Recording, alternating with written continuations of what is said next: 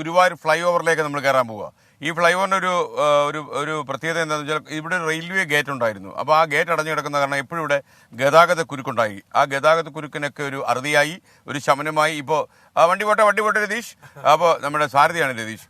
അപ്പോൾ നമ്മൾ ഫ്ലൈ ഓവറിലേക്ക് കയറുകയാണ്. അപ്പോൾ ഈ ഫ്ലൈ ഓവർ വന്നൊരു വലിയ മാറ്റമാണ്. ദീപക് തർമ്മൻ കൂടി നമുക്കൊപ്പം ചേരുന്നു. ദീപക്, ഈ ഫ്ലൈ ഓവറിനെ കുറിച്ച് ആദ്യം പറയൂ. ഈ ഫ്ലൈ ഓവർ സത്യത്തില് വർഷങ്ങളായിട്ട് ഗുരുവായൂരെ ഒരു ഗതാഗത കുരുക്ക്.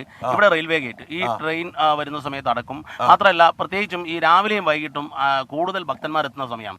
ഈ സമയത്താണ് ഗുരുവായൂരേക്ക് ട്രെയിനുകൾ ഉള്ളത്. അപ്പോൾ ആ സമയത്ത് എപ്പോഴും ഇവിടെ വലിയൊരു ഗതാഗത കുരുക്കുണ്ടാവും. പ്രത്യേകിച്ച് തൃശ്ശൂർ റൂട്ടാണ്, കുന്നംകുളം തൃശ്ശൂർ പോകുന്ന റൂട്ടിൽ വലിയ ഗതാഗത കുരുക്കുണ്ടാവും. ആ കുരുക്കിന് ഒരു വലിയ രീതിയിലുള്ള പരിഹാരമായി എന്നുള്ളതാണ്.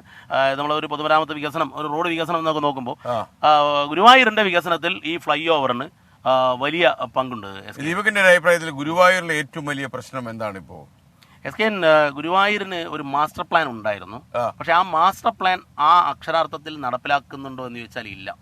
കാരണം ഈ ഗുരുവായൂർ ഒരു ടെമ്പിൾ നഗരമാണല്ലോ, ടെമ്പിൾ സിറ്റി എന്ന് പറയാവുന്ന. ആ ടെമ്പിൾ സിറ്റി നമുക്ക് കമ്പയർ ചെയ്യുന്ന സമയത്ത് ഇന്ത്യയിലെ തിരുപ്പതി പോലെ ഒരു മാതൃക ഗുരുവായൂരിൽ ഉണ്ടാക്കാവുന്നതാണ്. നേരത്തെ ഗുരുവായൂരിൽ അതിനുള്ള നീക്കം തുടങ്ങിയിരുന്നു. എനിക്ക് തോന്നുന്നത് അന്ന് ഈ ജി സുധാകരൻ ദേവസ്വം മന്ത്രി, തോട്ടത്തിൽ രവീന്ദ്രൻ ചെയർമാനൊക്കെ ആയിരുന്നൊരു കാലഘട്ടം. ആ കാലഘട്ടത്തിൽ ഇതിന്റെ പ്രവർത്തനങ്ങളൊക്കെ ആരംഭിച്ചു, സ്ഥലമേറ്റെടുക്കലൊക്കെ തുടർന്നു. പക്ഷേ ഇത് അക്ഷരാർത്ഥത്തിൽ പൂർണ്ണമായി ഇപ്പൊ നമ്മുടെ മുമ്പിലുള്ള രാജ്യത്തെ ഏറ്റവും വലിയ മാതൃകയായ തിരുപ്പതി പോലുള്ള ഒരു തീർത്ഥാടന കേന്ദ്രമായി ഇതിനെ മാറ്റാൻ ഇവിടെ എത്തുന്ന ഭക്തർക്ക് സൗകര്യം കൂടി. ഇപ്പം ഇപ്പോൾ രാവിലെ കണ്ടു കുറേ പേര് ഇങ്ങനെ കാത്തു നിൽക്കുന്നു, അവർക്ക് വെള്ളം കൊടുക്കും. തിരുപ്പതിയിലാണെങ്കിൽ അവരെല്ലാം തണലത്തിരിക്കും, അവർക്ക് പാല് കൊടുക്കും, ഇടയ്ക്ക് മോര് കൊടുക്കും, ഇങ്ങനെയൊക്കെ സംഭവിക്കും. അപ്പോൾ ആ രീതിയിലുള്ള ഒരു മാറ്റം അക്ഷരാർത്ഥത്തിൽ ഗുരുവായൂരിൽ വേണമെങ്കിൽ ഉണ്ടാക്കാവുന്നതാണ്. കാരണം ഒന്ന്, സർക്കാരിൻ്റെ അടുത്ത് ഫണ്ടില്ലെങ്കിലും ഈ ഭക്തന്മാരായ കോടീശ്വരന്മാർ എന്തിനും തയ്യാറായി ഇവിടെ നിൽക്കുകയാണ് SKN. അപ്പോൾ അതിനൊക്കെ ഒന്ന് മൊബിലൈസ് ചെയ്താൽ മതി. ഓക്കെ, അപ്പോൾ താങ്ക് യു ദീപക്.